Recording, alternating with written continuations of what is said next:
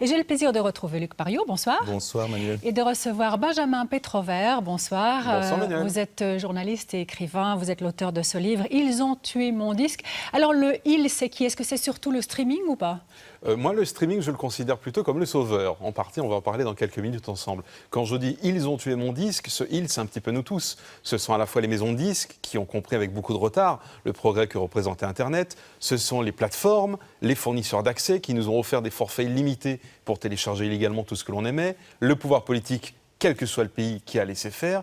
Et puis nous, fans de musique, qui brutalement nous sommes tous transformés en pirates, avons téléchargé à profusion les artistes que l'on aimait, quitte à les mettre sur la paille. Alors maintenant, nouvelle révolution, on l'a dit, le streaming. On a vu que Apple a débarqué sur ce marché du streaming fin juin. Est-ce que ça change beaucoup les choses ou pas? Oui, ça change énormément parce que jusqu'ici, Apple n'y croyait pas au streaming. Apple, c'était le téléchargement à l'unité. Et depuis 2013, on a vu que ces chiffres étaient en décroissance constante. Apple a dû rattraper son retard et suivre les autres acteurs du secteur, Deezer, Spotify, et ça veut dire surtout que le streaming, avec ce coup de pouce entre guillemets d'Apple, va devenir véritablement le modèle dominant. Si Apple y croit, si cet acteur principal de la musique en ligne y croit, ça veut dire que l'avenir de la musique passera forcément par le streaming. Alors pour l'instant, on a quand même voulu savoir comment nos téléspectateurs et téléspectatrices consomment de la musique en lançant sur notre site internet, c'était en juin dernier, souvenez-vous, un petit coup de sonde, Luc. Oui, Manuel, vous avez raison de dire coup de sonde et non sondage représentatif, puisqu'il n'y a pas un vrai échantillonnage de nos téléspectateurs, hein.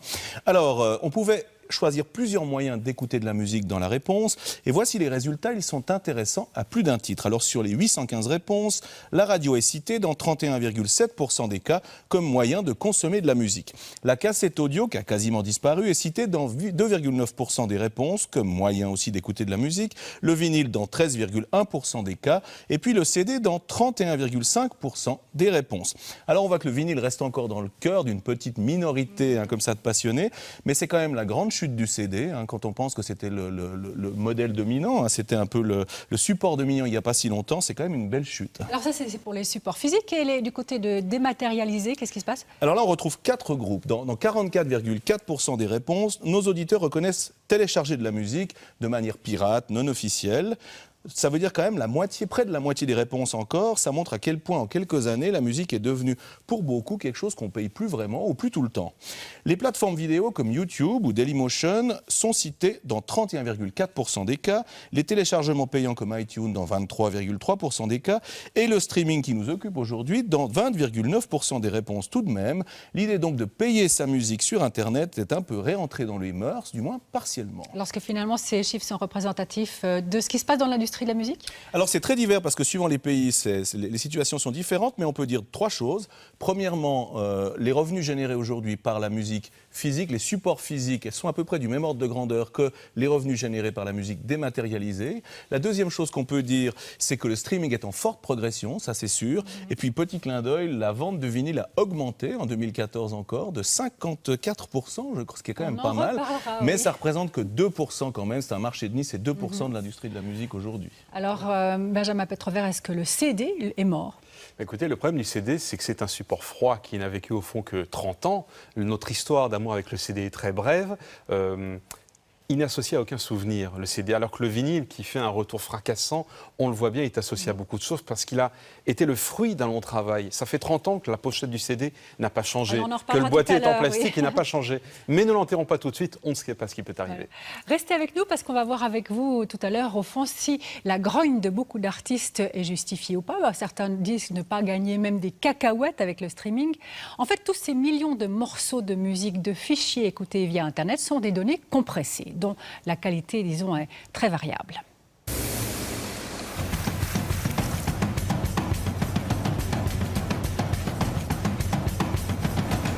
Au niveau des formats de fichiers, je m'y connais absolument pas, je me réfère simplement à mon oreille. Si le son me plaît, si ça me va, je le prends. Parce que c'est vrai qu'il y a beaucoup de vidéos qui sont un peu amateurs, qui ne proviennent pas des groupes eux-mêmes.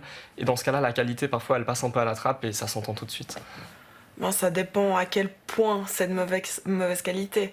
Si c'est vraiment super désagréable, oui, j'arrêterai de l'écouter. Après, s'il y a quelques petits grésillements et juste par moments ça coupe un peu, ou ça va, je trouve. C'est pas, on peut passer au-dessus de ça, je pense. Mais avant de parler de la qualité des fichiers, petit retour sur quelques notions techniques. Pour numériser la musique, on l'échantillonne, c'est-à-dire qu'on effectue des milliers de mesures successives de l'onde sonore. 44 100 mesures par seconde, par exemple, pour une qualité CD. Et ces mesures sont transformées en langage informatique, un flux de 0 et de 1. Cette numérisation, pour qu'elle soit fidèle à la réalité, disons, de tous les jours, des sens, on doit mettre énormément d'informations. Et plus il y en a, plus la qualité est bonne. Donc l'équivalence en numérique sera meilleure, mais le problème, c'est qu'il y aura énormément d'informations. Et ces informations, ça va devenir quasiment un défaut. Surtout quand on veut les mettre sur un support ou les transporter sur Internet. Donc on va essayer de réduire cette information. C'est là que les compresseurs, les codecs, les réducteurs débit, qui sont le même terme pour la même chose, enfin plusieurs termes pour la même fonctionnalité, l'idée c'est de réduire ce débit, qui est la base de la qualité en fait, qu'on doit atteindre. En fait. Donc ça veut dire qu'entre la numérisation et le support, on va venir mettre un objet qui s'appelle le compresseur, le codec, le réducteur débit. Et celui-ci va nous aider à réduire ce débit. Voilà, c'est ça les codecs. Réduire l'information. Prenons l'exemple de cette phrase. Il est possible de supprimer des lettres sans perdre le contenu du message au moment de la lecture. On retrouve facilement ce qu'il manque et donc aussi le sens de la phrase. Mais il ne faut pas le faire n'importe comment. L'idée, c'est qu'on va, pour le son par exemple, essayer de dire, ok, le son, on n'entend pas tout. Donc on va déjà éliminer. Tout ce qu'on n'entend pas, on enlève. Le son, par exemple, on va aussi pouvoir masquer des choses. C'est-à-dire dire, par exemple, un son très fort peut, à certains moments, ne plus être, peut masquer un son plus faible. On va enlever le plus faible. Ça, on va faire ce genre de choses. Mais on peut faire aussi des choses, ensuite, quand on est dans le monde numérique, qui est statistique. Dire, finalement, les informations, elles sont redondantes. Il y a des choses qui sont trop, on les répète. Donc ça, c'est vraiment de la cuisine numérique. Le son en bénéficie, mais c'est pour dire, on ne va pas tout donner. On va donner seulement les changements, on va essayer d'éviter les redondances, les répétitions. AAC, FLAC, Ogg Vorbis, MP3, tous ces acronymes que vous avez peut-être déjà entendus correspondent à des codecs. Les recettes de compression varient d'un codec à l'autre. AAC, c'est le codec utilisé sur iTunes. Wave, AIFF, FLAC, c'est la qualité qu'on a sur les CD. Et puis bien sûr, il y a le fameux MP3. C'est historiquement le moins bon parce que c'est le plus ancien et c'est celui qui il n'était pas du tout fait pour la musique, il était fait en fait pour le transport de la voix, il était pour résoudre tout un problème de vidéoconférence et de voix parlée. Ensuite, il y a des petits malins qui ont vu qu'il était hors licence parce qu'il y a vraiment une question de licence, ils l'ont utilisé, ils ont aussi compris qu'ils allaient pouvoir faire du son sur les réseaux et là l'Internet a fait quelque chose d'assez intéressant, c'est que nous la TV on l'a vécu, c'est dans la mesure où la qualité n'était plus la piste à suivre, forcément en fait, même si c'est une des pistes, c'est pas la seule. La gratuité, le transport rapide et la taille des fichiers là deviennent très intéressantes. Le MP3 est un acteur de ça en fait. Et alors le MP3 il a un truc génial, comme il est très ancien, il est extrêmement toléré partout. Donc il est devenu facile à utiliser, donc il est devenu célèbre. Donc on résume. Comme le réseau Internet n'allait pas vite, on a compressé la musique avec une baisse plus ou moins grande de la qualité. Mais est-ce que ça s'entend ? À l'UER, l'Union européenne des radiodiffuseurs basée à Genève, des spécialistes font de la veille technologique afin d'aider les membres de l'organisation à faire les bons choix. Ils ont ainsi testé les codages audio à l'aide d'un test à l'aveugle appelé Mouchra. Vous pouvez l'écouter tant de fois que vous voulez, donc vraiment les testeurs peuvent réécouter, peuvent isoler un extrait audio, passer entre l'original et l'extrait à tout moment. Il s'agit de comparer un morceau de musique compressé avec des codecs différents, ici de A à H, avec en référence l'original. Ensuite, on peut le noter à l'aide des curseurs. Et attention, l'original est aussi caché parmi les extraits compressés. Les testeurs qui ont tous des oreilles entraînées, pas comme moi, devraient donc logiquement les juger excellents. Difficile, hein ? Très difficile, je trouve. Si on compare il y a 15 ans en arrière, les débits étaient très faibles. Là, il y a eu beaucoup de tests. Mais on se rend compte maintenant, je ne vais pas vous donner tous les détails de tous les codecs, mais en général, je dirais, si on va en dessous de 128 kilobits seconde, là, on peut commencer vraiment à entendre des défauts. Maintenant, avec les codecs de nouvelle génération, au-delà de 128, alors on pourra entendre des différences sur certains extraits avec une très bonne installation, une ouïe entraînée dans un environnement calme. Mais pour la grande majorité des gens, je dirais au-dessus de 128, beaucoup n'arrivent pas à distinguer vraiment les différences. Mais il faut dire que la qualité des fichiers n'est pas mise en avant tant sur les sites de streaming que de téléchargement, à part Qobuz, qui en a fait son principal argument de vente. Et c'est donc seulement après téléchargement qu'on peut vérifier dans son logiciel le type de fichier et son débit. Par exemple, sur iTunes, 256 kilobits seconde en AAC. Quoi qu'il en soit, nos oreilles se sont habituées à écouter de la musique compressée. Et moi, je me rappelle jeune en radio qui diffusait carrément du son qui venait de YouTube. Et moi, je l'écoutais. Je disais, mais c'est pas bon. Et eux disaient, non, c'est bon, qu'est-ce qu'il y a? Il n'y a pas de problème. Je disais, mais écoutez ce son. Donc, il y a peut-être une certaine habitude. Les gens s'habituent. Je dirais, après, c'est en train de changer maintenant. On est en train un peu de revenir dans la qualité du son. Il y a beaucoup de marketing qui est fait là autour. Et puis, avec les casques, avec toutes ces choses-là. Et donc, peut-être que l'intérêt pour le son va revenir à un moment donné. Mais c'est vrai que pour la grande majorité des gens actuellement, il y en a beaucoup qui écoutent avec une qualité vraiment mauvaise pour une oreille entraînée. Une qualité mauvaise due notamment à une pratique très largement répandue aujourd'hui. Celle de copier l'adresse d'un morceau de musique trouvé par exemple sur YouTube et d'aller sur un des nombreux sites où l'on peut convertir n'importe quoi en MP3. Tout ça pour pouvoir ajouter ce morceau dans sa bibliothèque iTunes.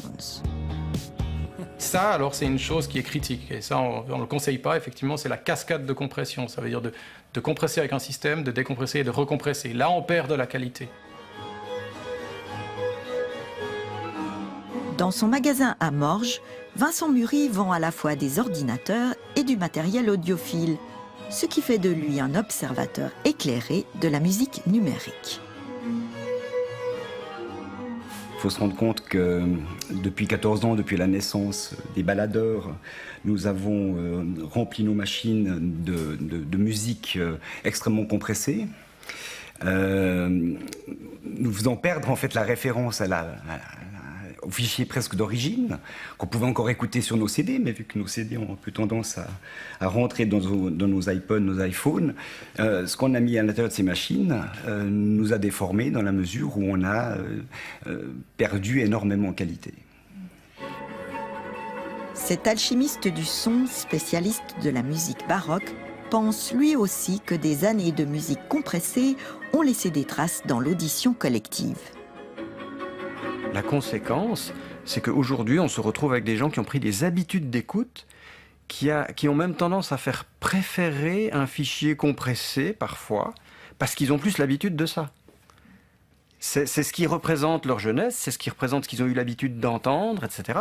Et ils ont pris l'habitude de consommer la musique, entre guillemets, aujourd'hui, on écoute plus facilement sur ces haut-parleurs d'ordinateur ou sur le smartphone, que réellement installé dans un canapé avec une belle installation devant soi et des fichiers de haute résolution qui nous permettent de faire une belle écoute. Mais tout n'est pas perdu. Et paradoxalement, le salut viendra même de l'ordinateur grâce à ses capacités de stockage et de calcul toujours plus gigantesques. Les gens de la haute fidélité ont condamné l'ordinateur. Dans le fond, à juste titre, mais ils ont aussi oublié de se réveiller souvent, c'est-à-dire de comprendre à quel moment on allait pouvoir reprendre la balle au bond.